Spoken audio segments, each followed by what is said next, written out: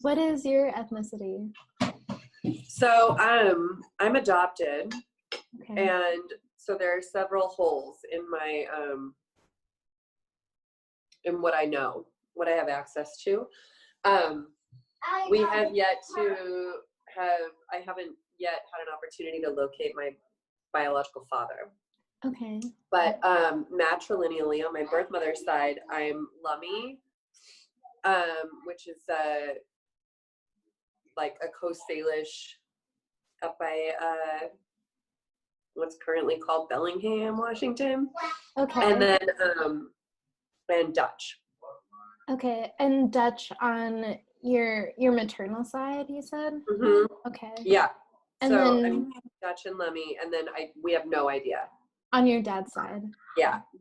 Okay. And then at what age were you adopted? I was a newborn. Okay. Mm-hmm. And you grew up in Missoula? Mm-hmm. Okay. And no.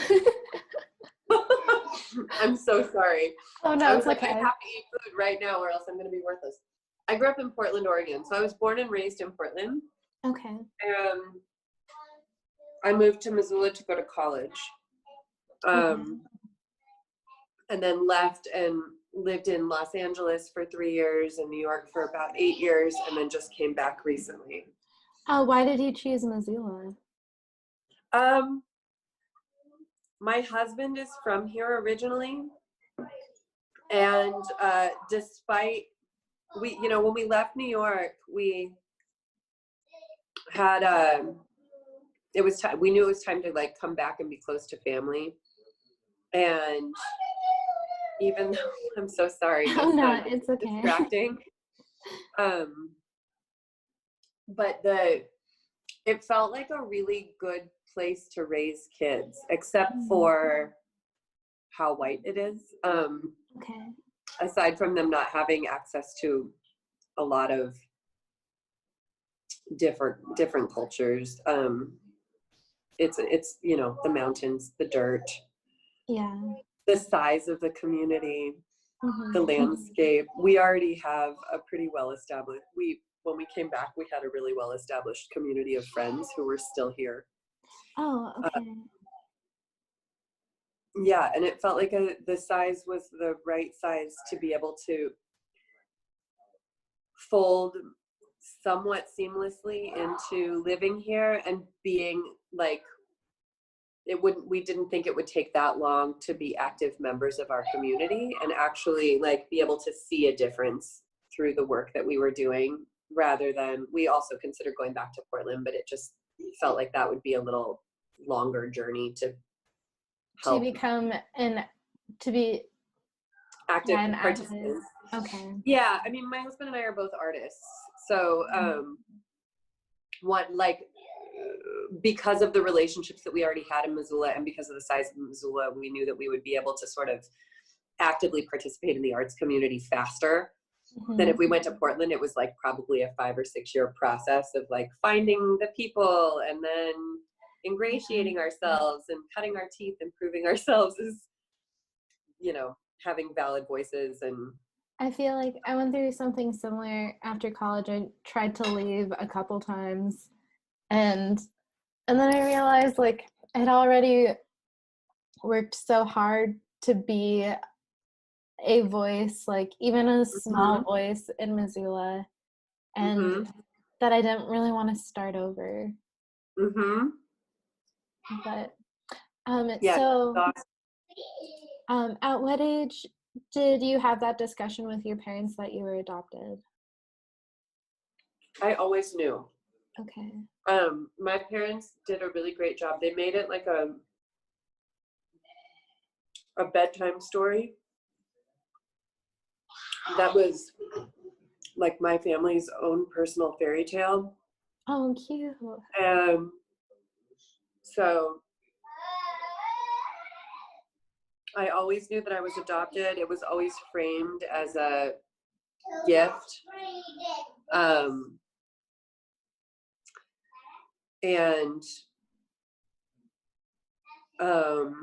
Like and you I was were always a gift to them. Yeah, and a gift to me that like I always felt like I was chosen. Like other kids, other parents sort of had to like take whoever came. Yeah. Whoever came out and like they got to, you know, they got to choose me. I didn't know that I was Native. Okay. I didn't find that out until I was in high school. That's a long time. Yeah. And how did you stumble upon that? My parents told me, but I was one of, so I don't know like how much information you have on like Indigenous rights, but ICWA, the Indian Child Welfare Act, was an act that was passed in 1978, requiring any children being put up for adoption to any Native children being put up for adoption had to be adopted ideally within their own community, and if not in their community, then by an Indigenous family, and only if no Indigenous family was able to adopt that child, then could they be adopted by a white family. Okay. And I was born in 1980, which was the year that the act actually went into effect. So I kind of slipped through the cracks. I was adopted by amazing, beautiful, wonderful white parents, because my birth mother was also a Native adoptee. And she didn't know 100% at the time when I was adopted. She didn't know if she was Native or what tribe she was. She just knew she was probably Native. Okay. Wait, and so just by, how did she think that she was probably Native? I don't know. And she doesn't either. She was very, she was a teenage runaway. So she had no way of knowing for sure. At that time, she was 18 when I was born, and there was no record of her cultural heritage or bloodlines to the best of either of our knowledge, but she suspected. Okay. And then how did she find out later on? Her biological parents, with the assistance of the Lummi Nation, hired a private investigator who tracked her down, found her, and then she went back and met her parents when she was 34. And then I met her when I was 34. Wow. Like, and that was just synchronicity, not planned. Yeah, no. That's crazy. It just happened.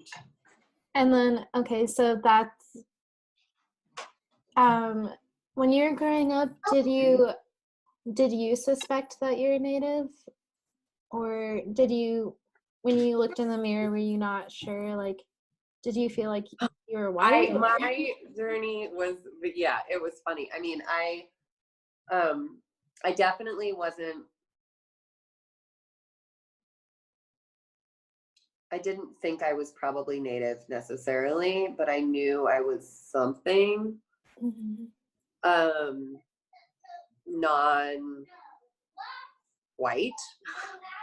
There was like, when I was a little girl, I remember at one point in preschool telling someone that Whitney Houston was my birth mother. Oh man, that's so cute. I have brown skin. I think she was just so busy making music that she couldn't raise me, so she gave me up for adoption. That's like the first. That's one of my earliest memories of like contemplating my ethnicity. So clearly, I like identified as brown. Yeah, you just knew that you were just I mean, I don't know if I knew. I suspected, or I had some kind of a feeling that was in there. And later on, it's interesting because a lot of the native, a lot of like the coastal artwork has always been really exciting to me. And when I found out that I was Native, my parents said that they thought my birth mother had told, it was a closed adoption, so we didn't have any relationship, but she had told the agency that she suspected that I was, or that she was Alaska Native. Okay. So my parents told me that, and I did some research around that and was like, oh, that's interesting, because what I was the most drawn to was like Haida painting. Okay, what is that?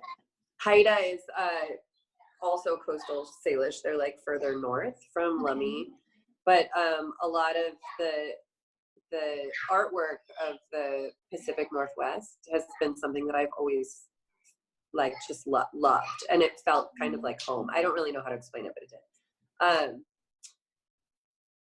So when I didn't find out I was Lummi until I was 33, and I had never heard of the Lummi Nation. I had no idea.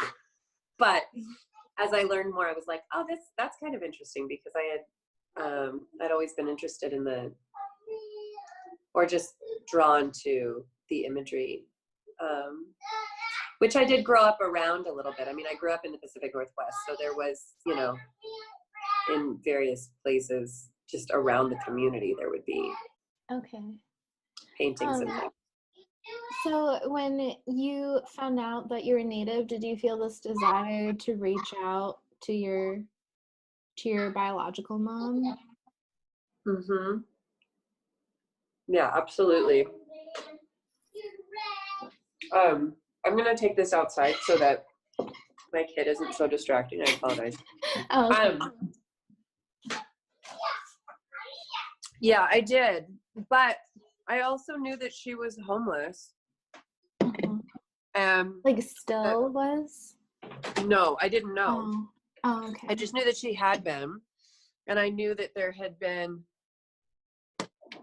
but I didn't know. I anticipated that there had probably been a fair amount of trauma around my existence.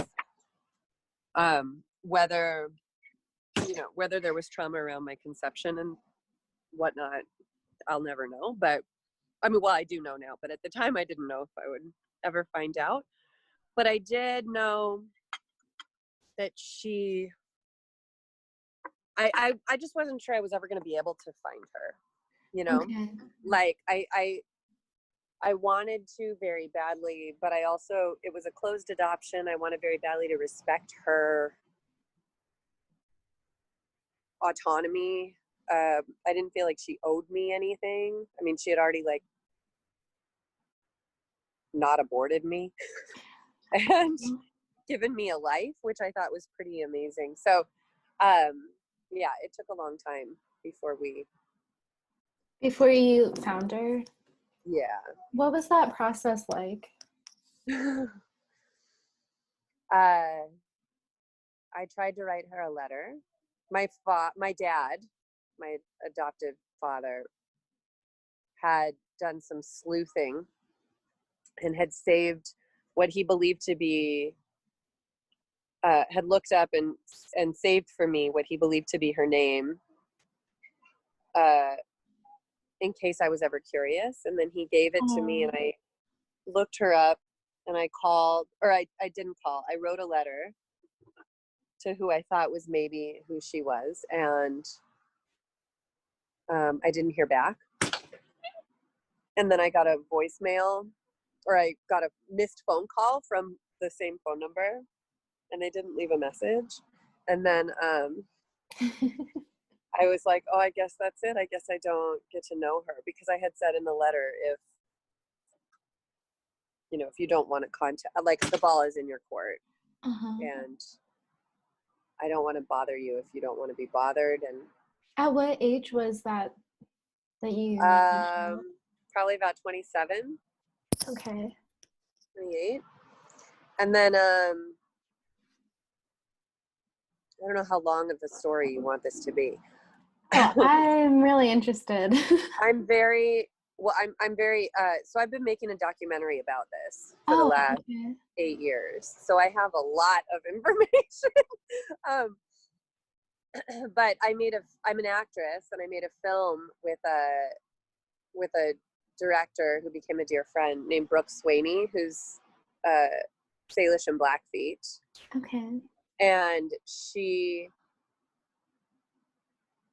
got, like, as we were working on the film, which was about an urban native adoptee who wanted to have a baby and also wanted to find out where she came from, Brooke was like, I think we should find your birth mother. And this was in 2012. So this And was like, after I had reached out and had not heard back. And I said, I can't okay. find her because I promised I wouldn't. And she was like, that's stupid. Yes, you can. And we should. Mhm. Then she said, I think we should document it and make a film. And when I found out that I was pregnant with my daughter, I realized I didn't want her to have all the questions that I had had. So that's when I agreed to make the film. Mhm. Uh, and find my birth mother. And then we started on that journey together. And we went through the adoption agency, and I filled out the paperwork to try and meet her.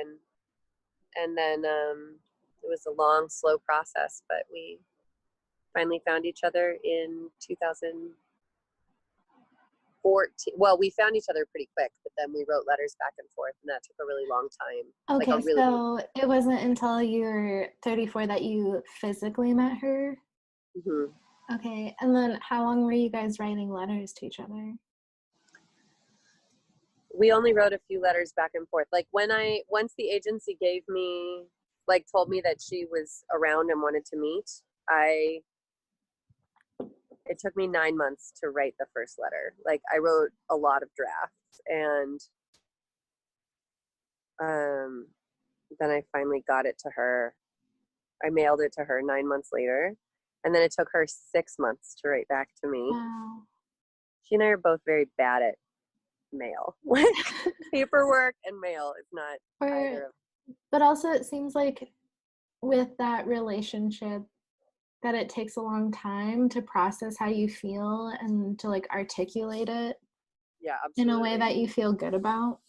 Yeah, absolutely.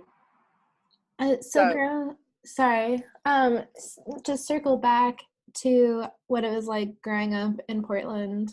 I think mhm. in this city, did you have as much like self-awareness about being different? um, I felt very different, but I couldn't necessarily pinpoint that on any kind of a racial difference. I mean, Mm-hmm. I grew up completely white identifying. Okay. In the beginning, when I thought Whitney Houston was my birth mom, or like, you know, clearly believed I was different, but I also told kids that the tooth fairy was my birth mother. Like, I really loved the fact that I was adopted and that my origins were kind of a mystery. And Okay. my identity lived in that mystery. And I loved being unsure about where I came from. And I was very much ingrained in the white. I grew up in a very, very white community, Okay. in a white suburb of Oregon or Portland called Lake Oswego. And, um, and I always felt like a black sheep, yes, but I never saw it in present, like as it was happening. I never felt like it was a racialized difference. Okay. I always chalked it up to the being an artist, and Yeah. that being what felt so wildly different from the people around me that I didn't have. I mean, theater really saved my life, I think. Um, and it wasn't, and I still struggle a lot with identity, with racial identity issues, like being white identifying for so much of my life. And my daughter is 7 now, and she identifies brown.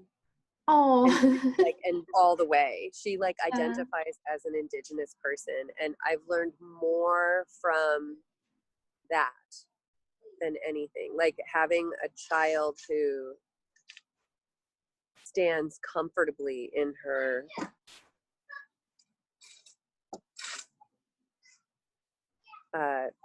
Indigenous identity has been an incredible learning experience, because I am not comfortable in it. I can now speak and say, like, as an Indigenous, as an adoptee, I can speak from that space now, and have certainly been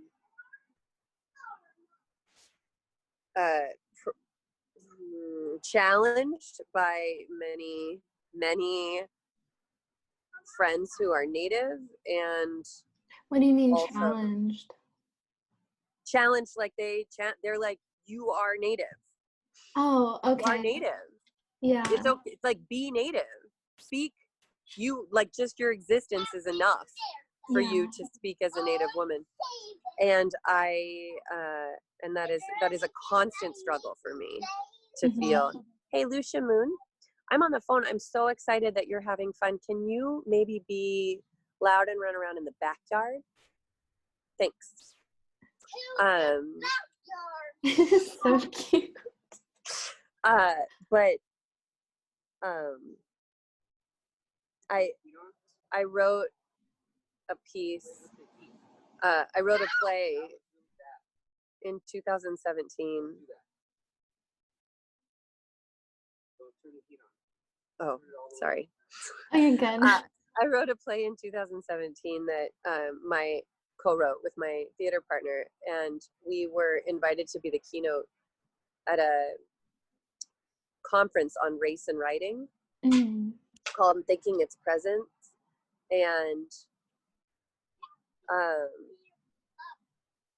I completely freaked out at the conference, because the only time whiteness came up at all in the 4 days, like all day, every day, listening to these amazing writers and these incredible panels, and the only time whiteness came up was for people to say how tired they were of white apology. Oh, and okay. And I realized that my play was a white woman apologizing. Like, that was what the play was. And I was oh like, no. my God, we're the keynote for this conference. I don't know what I'm going to do.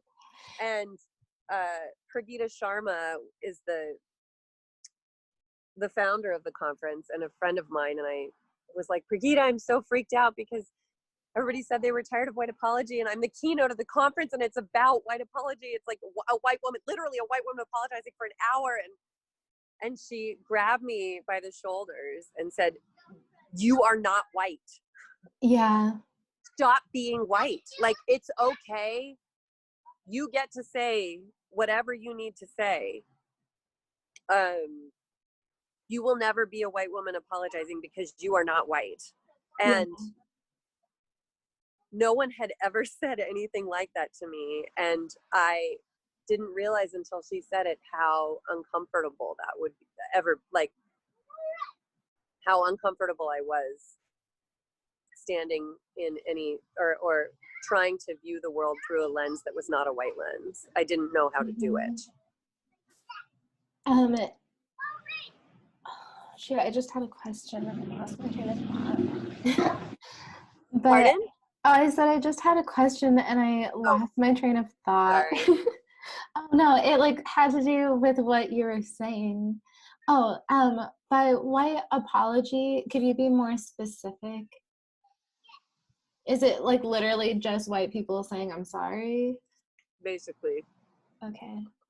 I understand that for sure. Like, I have found it really annoying because, and I don't necessarily know what I want to see from white allies except for just to like acknowledge me as being a person of color.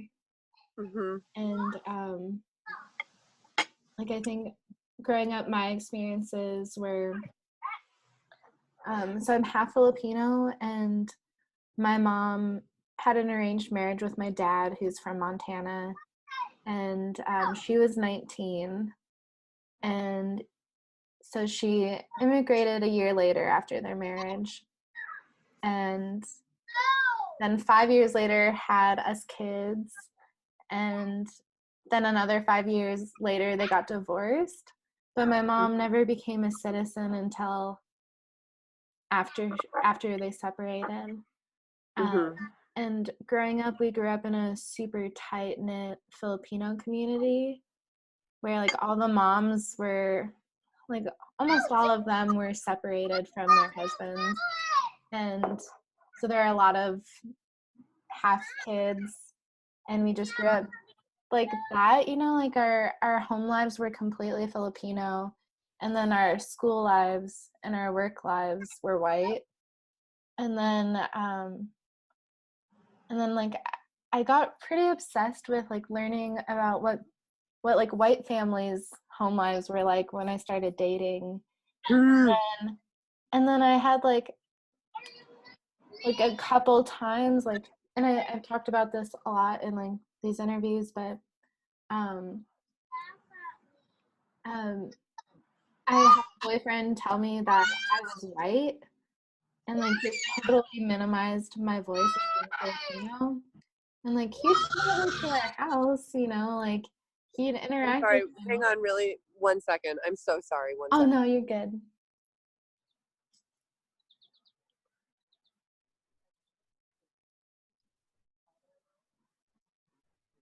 I came outside to have some space.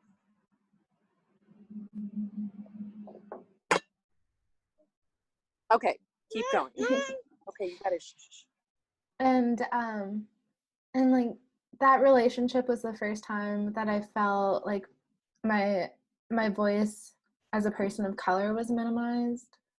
And then in college, I was doing my thesis on having this dual identity, and I felt like people, instead of just like listening, were really challenging me, not on like the art side of it, but challenging me on like the room to speak about my identity as like specifically as like half Asian, because I'm not Black or Indigenous. So a lot of like the white students that I was in class with just kind of rolled their eyes, you know, about it just like Mm-hmm. wasn't received very well. And Where in Montana? Here in Missoula? Yeah, so I went to art school here in Missoula, and Mm-hmm. then I grew up in Helena. Okay. But so like I I feel like, yeah, I just like want to be recognized as not being white, you know. Yeah. Yeah. So when you found out that you were Native, what was that transition into like your mental space of realizing that you're a person of color, that you're Indigenous? It has been, I mean, I feel really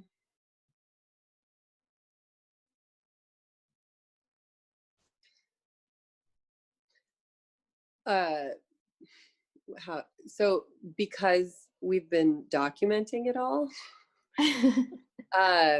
It's not the film is not done yet, but it should be done by the end of 2020, and then I will be learning in public, which will be very hard. You will be learning in public? Yeah, because I went from being a white girl to a person of color in my identity on camera Okay. over 8 years, and I was very ignorant, like very ignorant.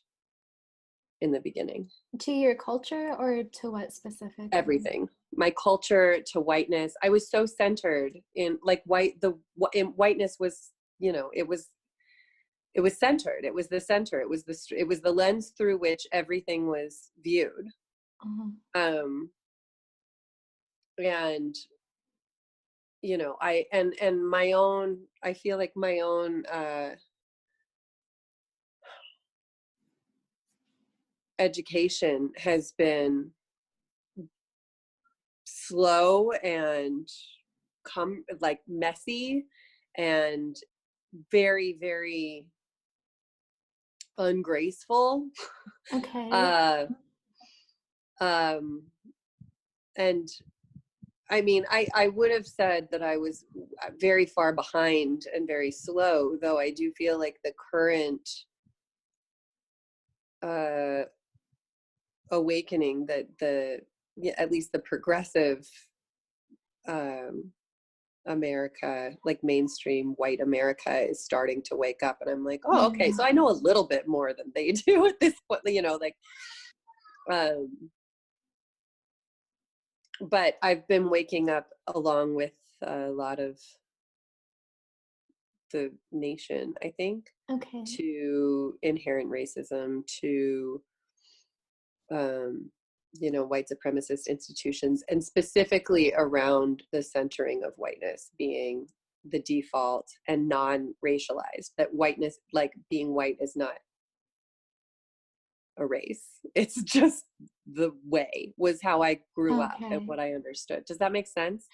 Yeah, I think so. Just like, I think that's what that boyfriend was trying to tell me, was that I'm white because I live in a white country, and that inherently just like eliminates culture, even though I don't think he would ever say that to a Black person or an Indigenous person. Right. Yeah. Well, and I think it was very confusing for me, because I still don't understand. I feel like I have a slightly better handle on it than I did, but I still don't understand because I don't have much cultural knowledge, right? Okay. But you seem like you've accumulated a lot, like through this documentary and. Yeah. Oh yeah. I mean, I've learned a lot, but it's like scratching the surface, right? Of like a complete culture. I know now that there's a lot I don't know. I know that there are rules and ways of behaving that I don't know what they are. Okay. Do you know, like, I know that women don't speak on the floor. Oh, okay. I know that men drum and women have these like sticks that they paddle when they make their songs. Okay. I know a couple of origin stories. I know like 4 words in my language, but that's all I know. I mean, I don't know that much. And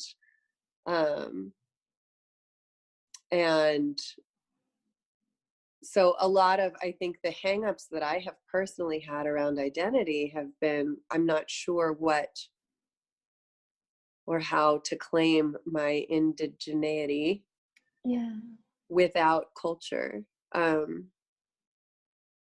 And I feel a real desire to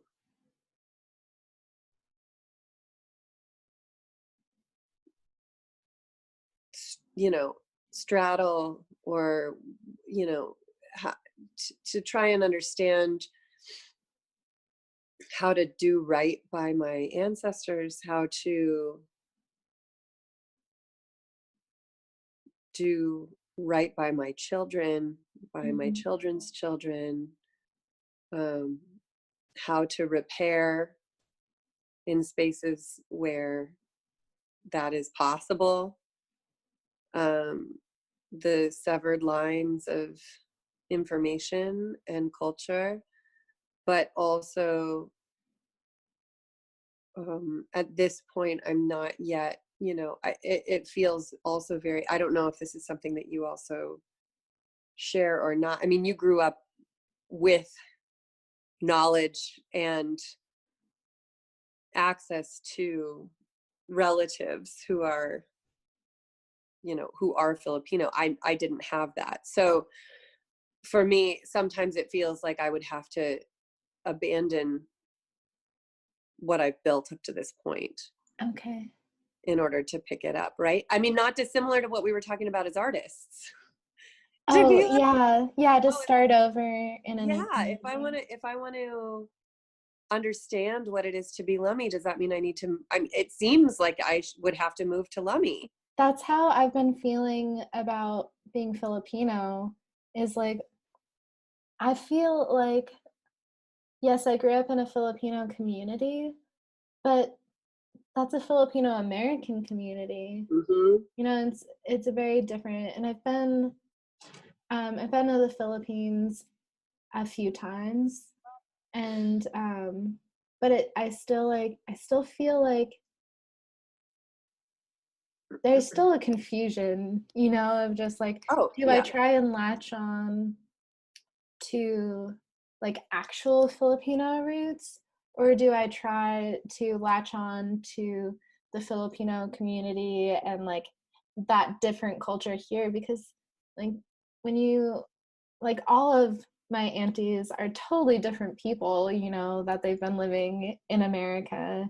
And like Mm-hmm. their lifestyles are completely different than all of our families in the Philippines. Mm-hmm. And so I feel like I think that no matter where you are, really, there's always that question of how and where to that culture do I latch on to, you know?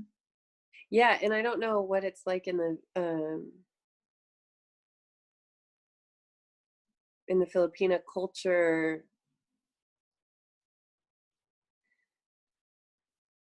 but for me, when I have traveled back to Lummi, which has only been twice so far, but there's the confusion for me of being like not Lummi enough, Oh, yeah.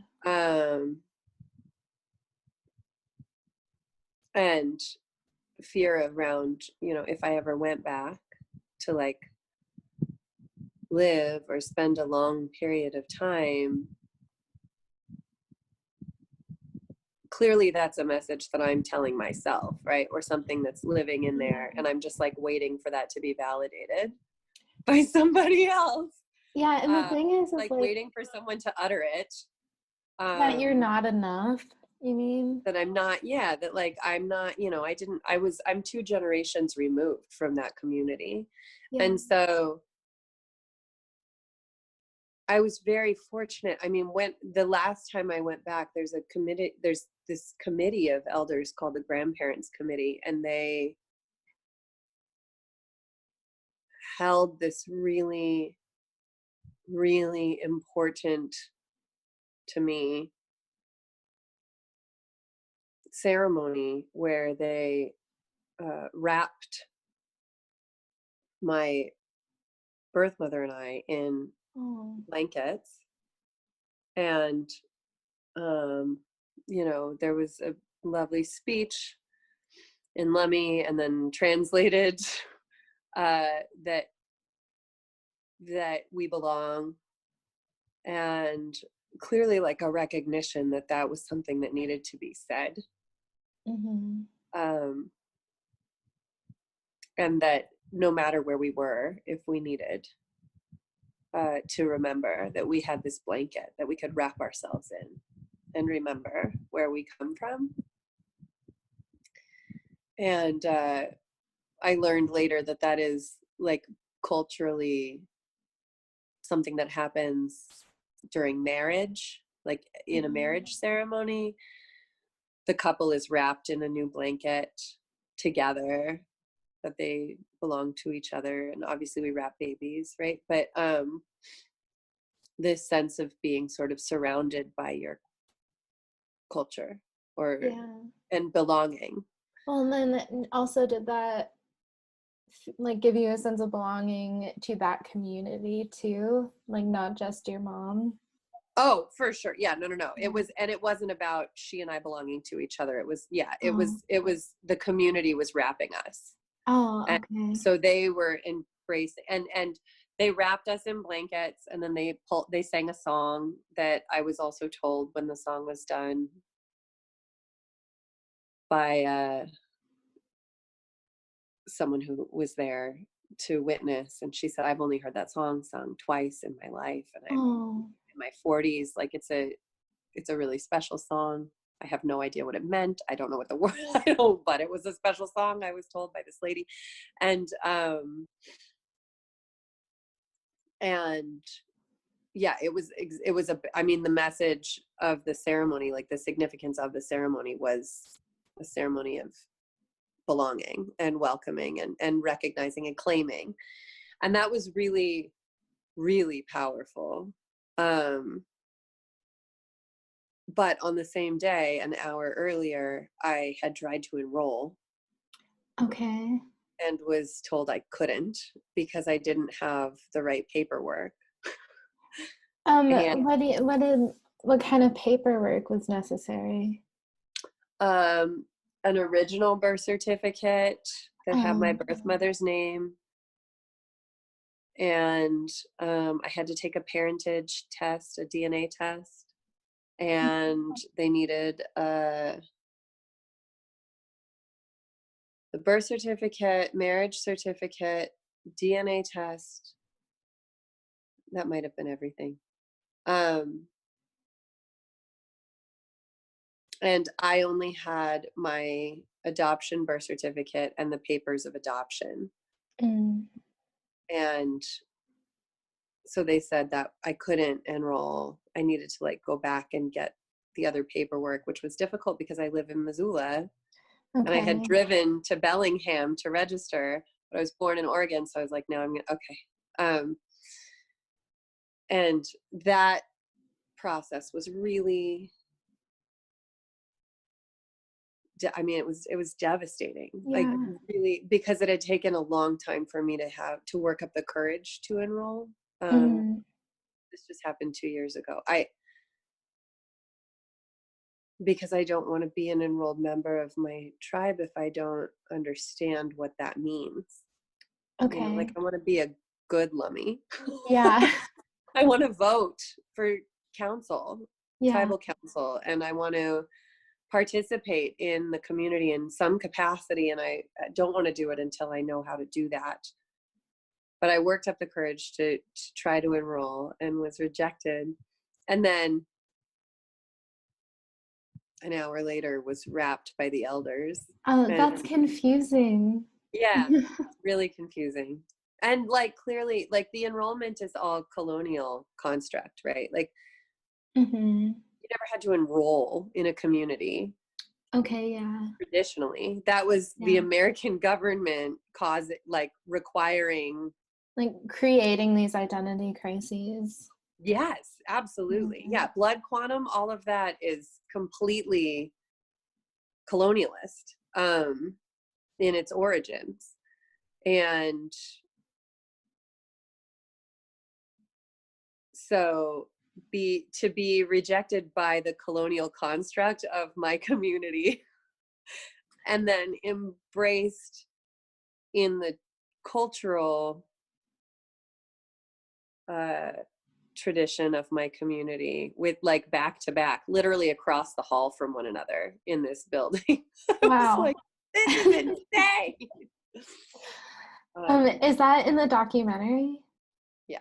Okay. And you said it's coming out at the end of the year? Well, hopefully. I mean, it's an 8-year project, but yeah, it's supposed to be done soon. Okay.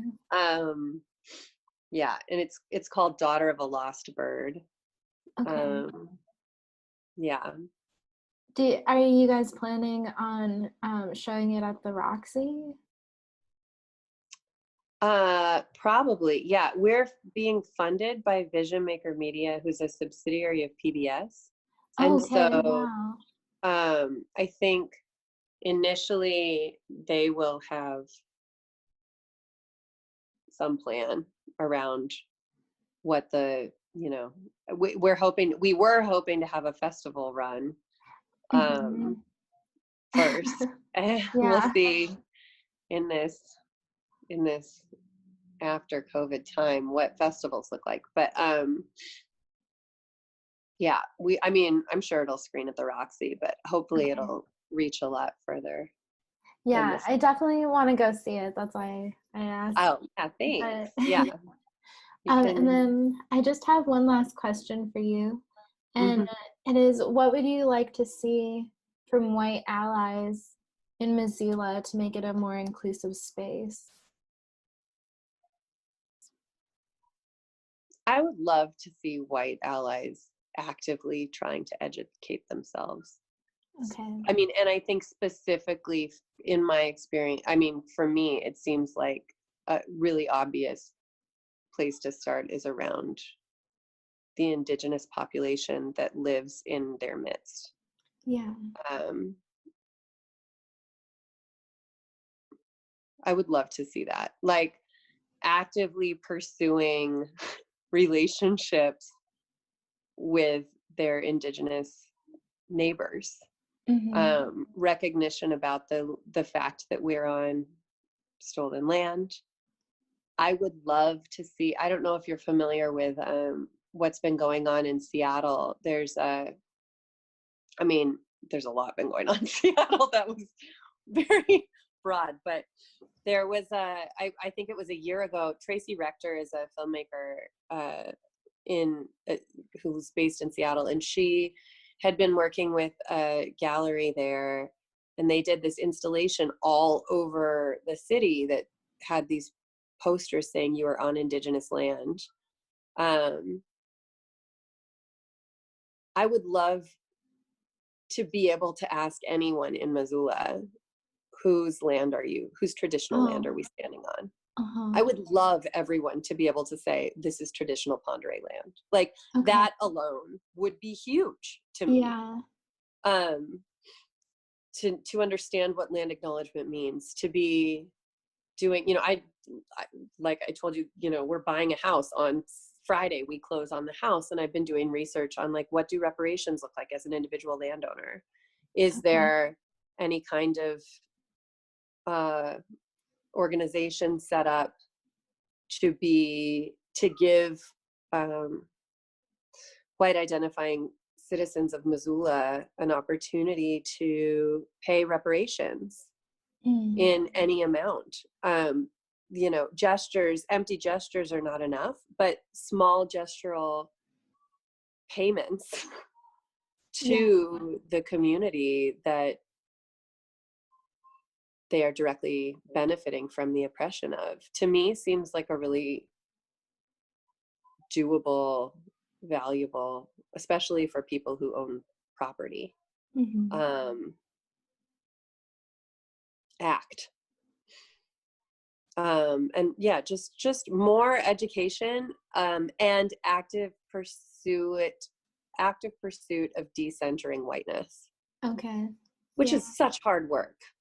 It is. And I think a lot of white people don't know where to start. I think, and even just like identifying what we want out of them is helpful. Yeah, absolutely. I think you're completely right. My husband is white and is, incredibly progressive. And we were having a conversation a couple weeks ago around white privilege and how many people that I've encountered and been communicating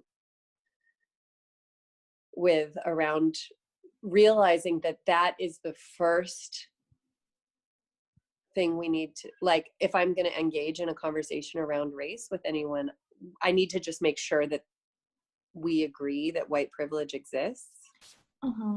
Because if we don't have that basis, then the rest of the conversation is not going to work. Like, we're not going to be able to get anywhere. And I was telling him this as I was unpacking it, and he said, I think one of the issues is that it shouldn't be called privilege because it's a right. The things that white people experience as a privilege is they don't feel like privileges. They feel like white rights. And I said, What? Tell me more. Like that Right. all people should have the privilege that white people have, I think was the point that he had. Oh, But I okay. said, right. But I was like, yeah, but that's still centering whiteness. That's still saying, oh, the privileges white people have should be for everyone. And it looks like a privilege if you're a person of color who doesn't grow up with all of those. And that was sort of an aha moment, I think, for both of us, that